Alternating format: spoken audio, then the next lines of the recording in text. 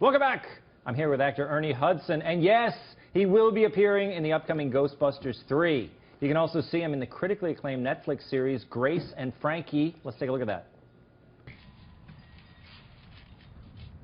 What are we doing here? What do you mean? You're thirsty? I'm going to get you a backup drink. No, I mean this. Us. What are we doing? We're having a business dinner. Wow. I thought it was a date. You thought it was a date? Of course it's a date. I'll cook you 11 vegetable dishes, and I'm wearing a sport coat. You're wearing a sport coat. It's got to be a date, right? It has to be a date, yes. Ernie Hudson, thanks for being here. Well, thank you. Okay, let's talk about the series. It's Netflix. Could a series like this, they talk about how it's a groundbreaking series. Right. You know why I think it's groundbreaking? Why is that? Let's look at the cast.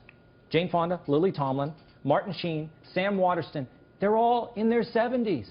Yeah, it's a whole demographic that normally doesn't get served in the regular media, and so it's nice to see that life actually goes on past 60. You know, that people actually have lives. You're the young guy in this cast, aren't you? Yeah, I'm the young guy, even though, I mean, I'm not that far behind. So You are. Can we say how old you are? I'm 70. You're 70? I'm 70, so... I can't believe it. Because I thought when they asked me to be Lily Tomlin's boyfriend, I'm like, really? But then... And I realized I'm not that much younger. Yeah, I mean, because we grew up, I mean, you're probably watching her on Laughing and everything, but let's go back. I want to go back to your career, how you started. Yeah. I mean, you essentially, let's talk about the Concept East Theater. I don't think people know what that is. That was a Detroit, a legendary theater company. Yeah, Detroit, back in its, best days, when it was really one of the wealthiest cities in the country, there was a lot of theater.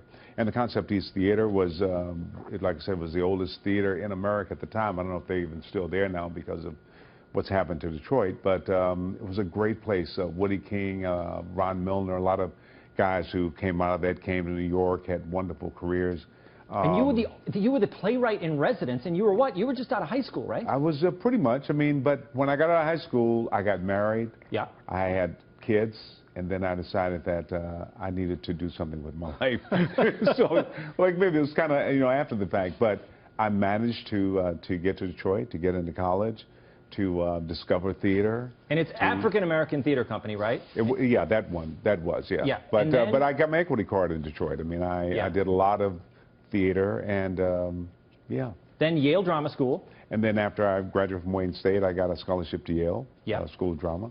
And then after the first year, my wife, who was actually in the 9th grade when we got married, she took a GED and she got into college, and then she got her bachelor's from Wayne State, and she got her master's from the University of Michigan, and she eventually got a PhD from the University of Minnesota. Unbelievable. So okay, we were pretty driven. Okay, so I'm going to take you. You were after Yale Drama School. You were in a play called Daddy Goodness, right? Yes, yeah. And you were seen by Gordon Parks.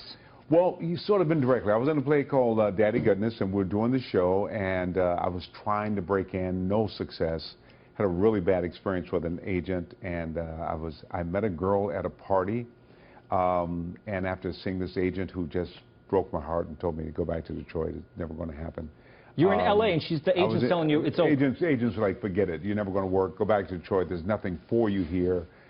There's no work for you, period. Early 70s. This was early 70s, Yeah. And so Gordon Parks, tell people if these people don't know who Gordon Parks is, I mean, he was the great photographer turned filmmaker. Yeah, for Life magazine. He filmmaker. He a musician. Yeah. He was just a Renaissance man. He was he did Sounder, Shaft. No, it wasn't Sounder. It was The Learning Tree, Shaft. But he was the filmmaker. He's just an extraordinary man. And so I went over to this girl's house and sort of cried, and and went home. But the photo that I tried to give to the agent, who wouldn't take my agent, I left it on her piano. And that night, I didn't know she was Gordon's daughter. And that night, Gordon came by for dinner, and he saw my photo and resume, and he saw and went to Yale, and he was doing a movie called Lead Belly, and so Paramount called me in, and that's your L.A. career. And then I remember you from TV.